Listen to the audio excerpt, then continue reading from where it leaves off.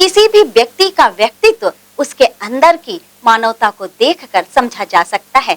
ऐसे ही दुर्ग जिला कांग्रेस कमेटी झुग्गी झोपड़ी प्रकोष्ठ के अध्यक्ष ने एक घायल गौ माता की सेवा करते हुए मानवता का परिचय दिया।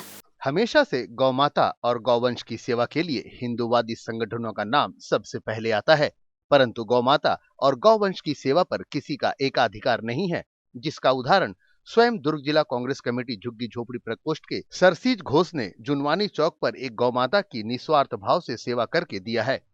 गौ माता को किसी अज्ञात वाहन चालक ने ठोकर मारकर घायल कर दिया था और वह काफी गंभीर अवस्था में पहुंच चुकी थी, जिस पर सरसीज घोष की नजर पड़ी।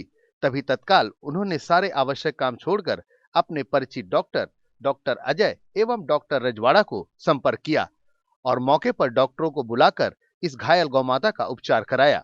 इस कार्य में लगभग 2 से 3 घंटे का समय लग गया और उसके बाद गौमाता अपने पैरों पर खड़ी हो गई, जिसे देखकर सभी ने चैन की सांस ली और कहीं न कहीं इस पुनीत कार्य को करके सरसीज घोष भी फूले नहीं समा रहे थे।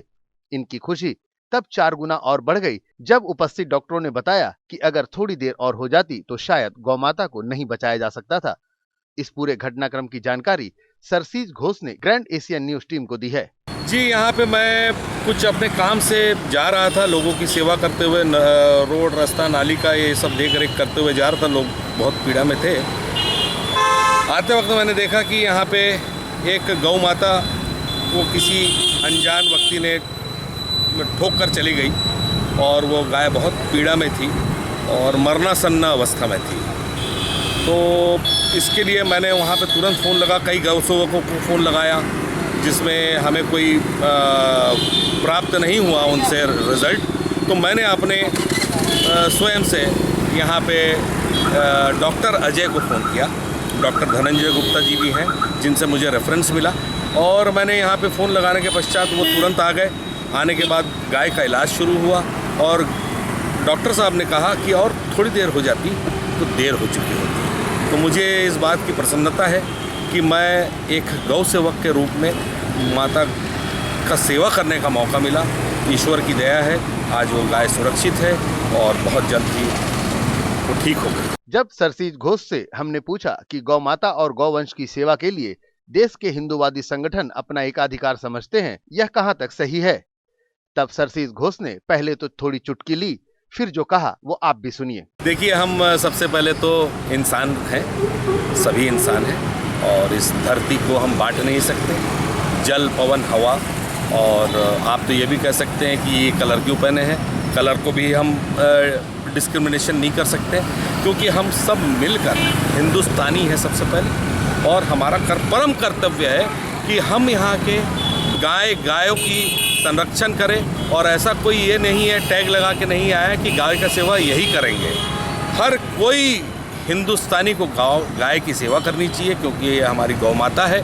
और मैं चाहूँगा कि हमारे सारे लोग यहाँ पे आँख कान नाक खोलकर भी चलाएं। लोग आज बहुत स्पीड में चलाते हैं, कंट्रोल रहता नहीं है। तो मैं उनसे दोनों हाथ से जोड़कर निवेदन करना चाहता हूँ कि कृपया इस प्रकार के निरीह जानवरों को देखकर चलाएं, निरीह लोगों को देखकर चलाएं। और मेरी ये विनती है आम जनता से कि कृपया इस भ्रांतियों में ना जाए, अपने कर्तव्यों को अच्छे से पालन करने का कष्ट करें, जिससे कि हम सभी भारतीय एकत्रित होकर बहुत अच्छा एक नेशन बनाएं। कल शाम तक बोरसी में भी 2 गायों का मैंने मेरे द्वारा सेवा किया गया है और मैं धन्यवाद ज्ञापन करना चाहता हूं आपके माध्यम से कि आप लोग आए हैं और मुझे ये बोलने का मौका दिया है और मीडिया में प्रस्तुत करके इसे ज़्यादा से ज़्यादा लोगों को अवेयरनेस के तौर पर इसे फैलाएं, जिससे कि लोग आज ये समझ जाए कि उनकी नैतिक जिम्मेदारी क्या हो। भारतवर्ष में गाय को माता का दर्जा दिया गया है, इसलिए इन्हें गौ माता कहा जाता है, जिसके लिए हर भारतवासी को अपनी जिम्मेदारी समझनी होगी और गौ माता सहित गौवंश की सेवा को अपना कर्तव्य समझना होगा। चूंकि गौ माता में पूरे 33 करोड़ देवी देवता का वास होता है, ऐसा शास्त्रों में बताया गया है। सिर्फ गौ माता की सेवा कर हम सभी इन सभी देवताओं की आराधना कर इन्हें प्रसन्न कर सकते हैं और अपना जीवन सफल भी बना सकते हैं। ग्रैंड एशियन न्यूज के लिए भिलाई से संतोष शर्मा की रिपोर्ट।